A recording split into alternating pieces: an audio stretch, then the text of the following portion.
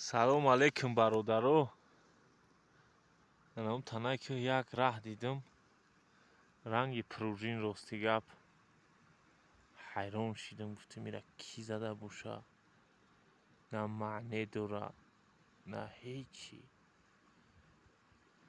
Раҳ подъёмушу уклонаш ай 12 градус зиёд намешид. Унавошаби 45 градус зиёд ай қариб 50-60 градус ранги пружин. Ута на гов меброяд, на хар меброяд. кори бефоида бисёре менан ки ҳичи маънӣ надорад. Расход менан ҳичи бефоида.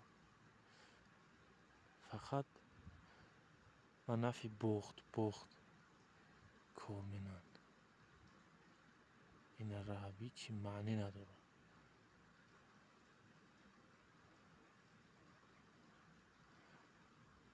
раҳҳо уноҷа мегирем, уна ҳадди 12 градус меёрмуш тори не подъём. Ой неҷаш меёрам. Айҷа мебарамаш ҳо уноҷа як повороти га якта, дута, сеюм поворот рост боло меравад. И ранги пружин канира ки аст, ҳайрон мешавам ба худо. Дар китобҳошу мегӯянд ки раҳ ай 12 градус зиёд намешавад. Ин раҳи ёра беранг як пружини амортизатори опел задан раҳа. Ва фикрам айта на як говам бирмаст, на як харам.